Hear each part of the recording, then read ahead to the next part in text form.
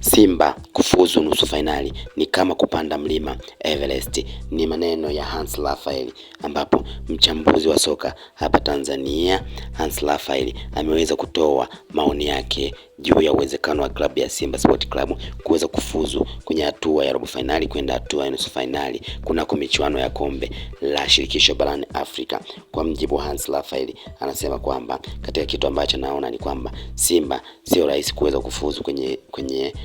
sio rahisi kufuzu nusu fainali, ni kama kupanda mlima Everest, kwa kuwa kitu ambacho waliweza kukifanya ni makosa yale ya kuweza kuruhusu magoli mawili wakiwa nyumbani kwao Suez, Misri, ambapo ilikuwa ni lazima walazimishe waweze kupata aidha sare au waweze kutoka angalau hata na goli moja ambalo lingewapa nafasi ya kuweza kuwa na goli la ugenini, kwa kuwa klabu ya Simba kama itakuwa katika mchezo wa marudiano, kama itaruhusu angalau hata goli moja kwa klabu hiyo, basi itakuwa ni pigo zaidi, kwa sababu itatakiwa waweze kufunga magoli mengi zaidi. Yani itakuwa sasa ni magoli zaidi ya 4 ili waweze kufuzu, na kitu ambacho amekiona ni kwamba ni kama kuweza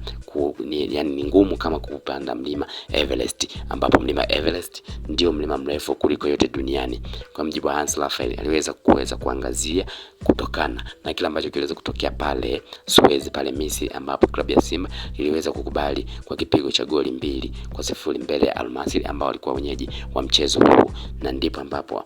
Hans Raphael akaweza kutoa maoni yake kwa kudai kwamba sio rahisi kama ambavyo watu wanafikiria kuweza kufuzu nusu fainali. Ni kama kupanda mlima Everest, kwa kuwa kila timu nao wanakuja wakiwa wamejipanga kuweza kuzuia au kutokupata